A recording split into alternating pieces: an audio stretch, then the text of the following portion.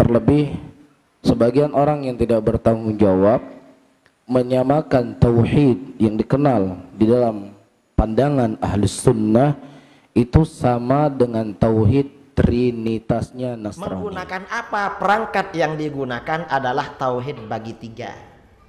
Tauhid rububiyah, tauhid uluhiyah, tauhid asma wa sifat. Ini tauhid mengkafirkan orang. Mengapa?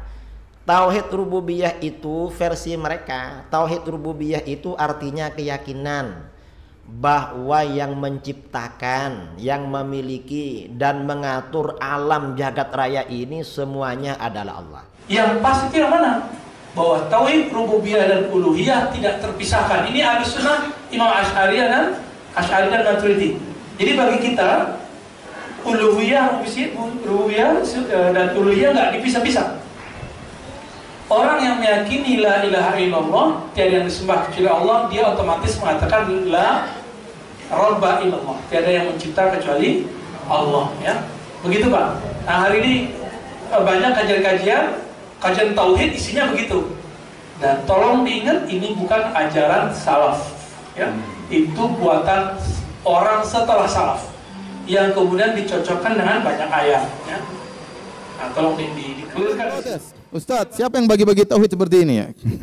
Ini dari mana dalilnya? Ini sering dibilang seperti itu ya. Kita bilang ini pembagian tidak perlu dalil. Ini hanya metode pembelajaran. Anda nggak usah bagi juga nggak apa-apa. Yang penting Anda jangan salah. Saya tanya sama antum, apakah Nabi SAW meyakini hanya Allah pencipta? Apakah Muhammad SAW dan para sahabatnya meyakini Allah yang mencipta, hanya Allah yang mengatur, hanya Allah yang memiliki? Lah, keyakinan Nabi itu kita hanya namakan dengan tauhid apa? Rububiyah. Anda nggak namakan nggak apa-apa. Paham? Apakah Nabi dan para sahabatnya pernah menyembah selain Allah? Enggak, mereka menyembah cuma siapa? Allah. Nah, sikap Nabi dan para sahabatnya yang menyembah hanya kepada Allah kita nambahkan dengan tauhid apa? Uluhiyah. Ya. Paham? Sama. Apakah Nabi meyakini ada yang maha mengetahui selain Allah? Jawabannya tidak ada. Nah, keyakinan Nabi bahwasanya yang mengetahui hanya Allah itu kita nambahkan dengan tauhid apa? Al-asma wa sifat. Ini hanya metode pembelajaran. Ya, hanya metode pembelajaran. Kalau kita tidak membagi juga nggak ada masalah. Yang penting kamu jangan salah. Kenapa butuh pembagian ini? Itu pertanyaan. Kenapa butuh pembagian ini? Karena pembagian dibutuhkan karena ada yang menyimpang. Karena ada yang menyimpang. Dia benar dalam satu sisi, dia salah dalam sisi yang lain. Buktinya, betapa banyak orang menyangka dia bertauhid, padahal dia menyembah kepada selain Allah. Sementara dia meyakini yang menciptakan hanya Allah. Yang mengatur alam semesta hanya Allah. Tapi waktu menyembelih, dia menyembelih kepada jin. Maka kita harus jelaskan, kamu ini benar dalam yang ini, salah dalam yang ini. Nah, yang ini namanya, yang benar itu namanya tauhid rububiyah, yang salah namanya tauhid al-uluhiyah. Iya. Jadi pembagian ini muncul kalau sebenarnya tidak ada penyimpangan, tidak perlu kita bagi-bagi. Paham? Saya ulangi. Sebenarnya kalau tidak ada penyimpangan, tidak perlu kita bagi-bagi. Tetapi karena ada penyimpangan, kesalahpahaman dalam penerapan tauhid, maka perlu kita bagi sehingga kita bisa menjelaskan mana titik yang benar dan mana poin yang salah. Paham sampai di sini? Oleh karenanya ketika orang-orang musyrikin mereka salah, maka perlu penjelasan. Kata Allah Subhanahu wa taala, kita mau cari sebenarnya tidak butuh dalil tapi ini sekedar untuk penjelasan aja, penjelasan. Pertama, pembagian perlu karena apa? Karena ada penyimpangan. Allah berfirman tentang orang musyrikin, "Wa ma yu'minu aktsaruhum billahi illa wa hum musyrikun." Allah berfirman, tidaklah beriman, bayangkanlah.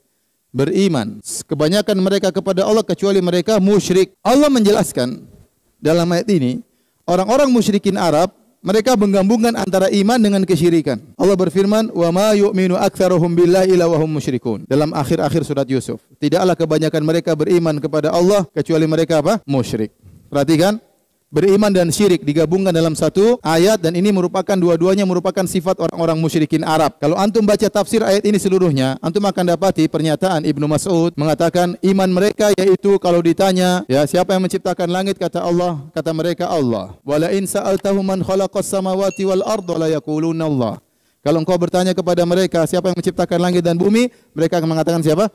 Allah. Itulah iman mereka. Wala in sa'altahum man khalaqahum, kalau kau bertanya kepada mereka siapa yang menciptakan mereka, la yaquluna Allah, mereka jawab yang menciptakanlah siapa? Allah. Berarti iman mereka itu mereka yakin hanya Allah yang maha pencipta, hanya Allah yang maha memberi rizki, hanya Allah yang maha rububiyahnya. Ternyata mereka berbuat syirik. Wa hum musyrikun. Kesyirikannya di mana? Kesyirikannya ternyata mereka menyembah berhala, ternyata mereka menyembelih kepada selain Allah, ternyata mereka pakai azimat-azimat. Ternyata mereka berdoa kepada selain Allah Subhanahu wa taala. Maka dengan ini butuh pembagian. Ternyata ada tauhid mereka yang benar, ternyata tauhid mereka yang salah. Nah, mereka yang benar ini pada tauhid apa? Rububiyah. Mereka salah dalam tauhid apa? Tauhid uluhiyah. Karena ada kesalahan dari orang musyrikin, maka Allah membagi. Allah ingatkan kalian benar dalam tauhid rububiyah, kalian salah dalam tauhid uluhiyah. Maka Allah sering berdalil dengan tauhid rububiyah untuk membantah mereka yang salah dalam tauhid uluhiyah. Makanya Allah mengatakan, "Ailahun ma'allah." Siapa yang beri rezeki, siapa yang menciptakan kalian? Apakah ada sembahan selain Allah? Kalau kalian tahu yang menciptakan hanya Allah, beri rezeki hanya, kenapa kalian menyembah selain Allah? Itu sering. Ya ayyuhan nasu ubudu rabbakumul ladzi khalaqakum wal ladzina min qablikum la'allakum tattaqun. Alladzi ja'ala lakumul arda firasya was samaa'a binaa'a wa anzala minas samaa'i ma'an fa akhraja bihi minats thamarati rizqan lakum fala taj'alu lillahi andada wa antum ta'lamun. Surat Al-Baqarah ayat 21 kalau tidak salah. Wahai manusia sekalian, sembahlah Rabb kalian yang telah menciptakan kalian dan orang-orang sebelum kalian, yang telah menghamparkan bumi bagi kalian, yang telah meninggikan langit bagi kalian, yang telah menurunkan hujan bagi kalian, yang menumbuh-numbuhkan tumbuhan hanya bagi kalian hanyalah Allah. Maka jangan kalian mengambil tandingan-tandingan bagi Allah. Kalian berdoa, beribadah kepadanya, wa antum ta'lamun, padahal kalian tahu semua yang menciptakan hanyalah Allah. Ini ayat Al-Baqarah 21. Allah berdalil dengan tauhid rububiyah untuk memperbaiki tauhid uluhiyah mereka yang keliru. Faham? Allah berdalil dengan tauhid rububiyah untuk memperbaiki tauhid uluhiyah mereka yang salah. Contoh dalam surat apa? Al-Baqarah ayat berapa? Ayat 21. Ini contoh. Sehingga tatkala itu di zaman Nabi ada pembagian tauhid menjadi secara konten. Nabi tidak pernah mengatakan, tapi secara konten Allah sudah membagi rububiyah dan apa? Uluhiyah. Secara konten ya. Kenapa Allah ingatkan kepada orang musyrikin yang mereka bertauhid dalam rububiyah, namun mereka salah dalam peribadatan. Mereka salah dalam tauhid uluhiyah. Jadi pembagian ini sebenarnya tidak perlu kalau tidak ada penyimpangan. Tatkala timbul penyimpangan, orang-orang menyimpang dalam tauhid asma wa sifat. Mereka menolak sifat-sifat Allah, mereka menolak uluwullah, ketinggian Allah Subhanahu wa taala. Mereka menolak kalamullah, kata mereka Allah tidak berbicara dengan harfin wa saut. Al-Qur'an ini hanyalah makhluk. Maka butuh penjelasan kita bagi ini bahwasanya agar kita tepat dalam setiap tauhid kepada Allah Subhanahu wa taala. Tepat sebagaimana dalam tauhid rububiyah tidak ada salah, dalam tauhid uluhiyah tidak ada salah, dalam tauhid asma wa sifat juga tidak boleh salah. Jadi intinya pembagian ini perlu karena ada apa? Penyimpangan. Sebelum Fahim tuh? Kita menyebutkan kaidah-kaidah yang penting dalam pandangan Ahlus Sunnah di dalam memahami nama-nama Allah dan sifat-sifat Allah. Ada baiknya mungkin untuk kita menerangkan sedikit asal usul pembagian tauhid, karena ini selalu menjadi bumerang di tengah-tengah muslimin, terlebih sebagian orang yang tidak bertanggung jawab menyamakan tauhid yang dikenal di dalam pandangan Ahlus Sunnah itu sama dengan tauhid trinitasnya Nasrani. Dan sebenarnya ini terlalu dipaksakan untuk dicocok-cocokkan, padahal tauhid 3 yang dijelaskan oleh para ulama itu di kutub utara, ya, tauhidnya Nasrani, Trinitas itu di kutub selatan. Iya, pertama, kita memang sepakat tidak ada satupun ayat Al-Quran dan tidak ada satupun hadis Rasulullah sallallahu alaihi wasallam yang menyebutkan ketahuilah tauhid itu 3. Tidak ada. Sebagaimana kita juga tidak mendapatkan satu ayat pun, satu hadis pun dari Rasulullah sallallahu alaihi wasallam yang menyebutkan ketahuilah rukun salat ada 13. Tidak ada. Antum cari semua hadis-hadis di Sahih Bukhari, Sahih Muslim, Sunan Abu Dawud, Tirmidzi, Ibnu Majah, Nasa'i yang menyebutkan rukun salat itu 13 dalam satu riwayat hadis tidak antum ketemukan. Tetapi di sana para ulama tatabu, mereka melihat, ya, membaca, mengikuti dalil-dalil Al-Quran dan Sunnah, mereka mendapatkan rukun salat itu ada berapa? Ada 13. Misalnya Allah mengatakan dalam Al-Quran, wa qumu lillahi qanitin, berdirilah engkau dalam salatmu dalam keadaan kunut. Mereka mengatakan rukun salat berdiri. Iya. Juga mereka membaca hadis Rasulullah mengatakan la salata liman lam yaqra bi fatihatil kitab. Tidak ada salat bagi orang yang tidak membaca Al-Fatihah. Berarti baca Al-Fatihah rukun salat. Tetabu. Ya, tidak ada penyebutan dalam satu riwayat hadis. Nah, begitu juga dalam masalah tauhid. Dalam masalah tauhid tidak ada penyebutan dalam Al-Quran. Ketahuilah tauhid ada 3. Ketahuilah tauhid itu dibagi 3 oleh ucapan Rasul. Tidak ada. Tetapi para ulama mengumpulkan dalil-dalil dari Al-Quran dan Sunnah. Sebagaimana mereka mengumpulkan dalil-dalil dari Al-Quran dan Sunnah tentang rukun salat. Iya, Allah menyebutkan di dalam ayatnya, Rabbus samawati wal ard wa ma bainahuma fa'budhu wastabir li ibadatihi hal ta'lamu lahu samiyya. Rabbus samawati wal ard. Rabb Allah adalah pemilik langit dan bumi. Ini tauhid apa namanya? Tauhid apa? Tauhid rububiyah. Rabbus samawati wal ard. Allah adalah pemilik dari langit dan bumi. Fa'budhu wastabir li'ibadatihi. Sembahlah Allah dan bersabarlah engkau beribadah kepadanya. Ini tauhid apa? Uluhiyah. Hal ta'lamu lahu samiyya. Apakah kamu tahu ada sesuatu yang menyerupai Allah? Tidak ada. Ini tauhid apa? Al-asma was sifat. Ya, dari ayat tersebut para ulama menyimpulkan tauhid ada berapa? Ada 3. Begitu juga dalam surat Al-Fatihah yang setiap hari kita baca. Allah mengatakan Alhamdulillahi Rabbil Alamin. Segala puji hanya milik Allah, Rabb semesta alam. Tauhid apa ini? Tauhid rububiyah. Ar-Rahmanur Rahim. Dia yang Maha Pengasih lagi Maha Penyayang. Tauhid apa ini? Al-asma wa sifat. Iyyaka na'budu wa iyyaka nasta'in. Hanya kepada Engkau lah ya Allah kami menyembah dan hanya kepada Engkau lah ya Allah kami mohon pertolongan. Tauhid apa ini?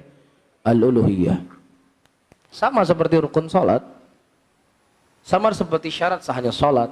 Sama seperti rukun nikah. Sama seperti syarat sahnya nikah. Tidak ada penyebutan dalam satu dalil. Itu dikumpulkan oleh para ulama dalil-dalil sehingga jadilah sebuah kesimpulan. Jelas ya? Dan bersamaan dengan itu tauhid al-uluhiyah, al-asma wa sifat dan rububiyah ini bukan pertama kali yang mencetuskan Muhammad bin Abdul Wahhab dan bukan juga Ibnu Taimiyah, tetapi pembahasan tauhid ini sudah disebutkan oleh Ibnu Mandah, sudah disebutkan oleh Ibnu Khuzaimah yang hidup pada tahun 200 Hijriah. Ibnu Taimiyah hidup pada tahun 600 Hijriah. Muhammad bin Abdul Wahhab hidup pada tahun 1100-an Hijriah. Sementara pembahasan ini sudah dikenal di dalam ya kitab-kitab para ulama terdahulu. Ibnu Khuzaimah, Ibnu Mandah dalam kitab Tauhid, beliau mengatakan at-tauhid yang qasimu ila qismain, tauhid al-ma'rifah wal itsbat, tauhid at-talab wal qasad. Berbeda dari sisi lafaz namun makna dari sisi hak sama dari sisi hakikatnya. Iya, mereka mengatakan tauhid itu dibagi dua. Ibnu Khuzaimah, Ibnu Mandah menyebutkan dalam kitab tauhid mereka. Tauhid ada 2. Pertama tauhid al-ma'rifah wal itsbat. Apa itu tauhid ma'rifah? Tauhid ma'rifah adalah tauhid di mana Allah mengenalkan dirinya. Ya, Allah itu Maha Pencipta, Allah yang Maha Merizki, Allah yang mengatur alam semesta. Alhamdulillahirabbil alamin. Namanya ini apa? Tauhid ma'rifah. Dikenal oleh ulama al-mutaakhirin namanya apa? Tauhid ar-rububiyah. Iya. Kemudian tauhid al-ma'rifah wal itsbat, tauhid al-itsbat. Apa itu tauhid al-itsbat? Dikenal oleh ulama al-mutaakhirin asma dan sifatnya Allah. Karena kita ya mengimani apa yang datang dari Allah Subhanahu wa taala dari nama-nama dan sifat-sifatnya dan kita menetapkan, mengitsbatkan dari nama-nama Allah dan sifat-sifat Allah apa yang dikhabarkan oleh Nabi sallallahu alaihi wasallam. Allah mengatakan nam Ar-Rahman wal arsyistawa khalas nuthbituhu, kita tetapkan. Ya. Allah mengatakan ma madakan tasjudu lima khalaqtu bi yadayya, apa yang mencegah engkau untuk engkau sujud dengan apa yang kuciptakan dengan kedua tanganku. Taib, kita tetapkan Allah punya tangan. Innallaha yanzilu fi kulli lailatin ila as-sama'id dunya thumma qala hal min da'in fa ustijabalah hal min sa'ilin fa utiyalah. Rasulullah mengatakan sesungguhnya Allah Subhanahu wa taala turun ke langit dunia di sepertiga malam. Dan Allah berkata, siapa yang meminta kepadaku akan kuberikan. Siapa yang berdoa kepadaku akan kukabulkan. Nuthbit, Allah yanzil ila sama'id dunia. Ini namanya tauhid al-itsbat. Iya. Yang kedua tauhid at-talab wal qasad. Apa itu tauhid at-talab wal qasad? Menurut ulama al-mutaakhirin itu namanya tauhid al-uluhiyah. Kenapa? Karena dalil-dalil yang datang dalam tauhid al-uluhiyah itu semuanya adalah permintaan. Wa'budullaha, sembahlah Allah. Wala tusyriku bihi syai'a, jangan kau menyekutukan Allah dengan sesuatu apapun. Wa ma umiru illa liya'budullaha mukhlishina lahuddin, dan tidaklah kalian diperintahkan kecuali untuk beribadah hanya kepadanya. Apa namanya? Tauhid at-talab wal qasad. Dalil-dalil yang datang tentang permintaan Allah untuk menyembahnya semua dalam bentuk talab. Makanya para ulama menyebutkan apa? Tauhid at-talab wal qasad. Namun ulama mutaakhirin mereka menamakan dengan tauhid ar-rububiyah, tauhid al-uluhiyah, tauhid al-asma wa sifat. Sehingga pembagian ini adalah pembagian salaf. Pembagian adalah pembagian as-sunniyah, laisa taqsimul bidaiyah.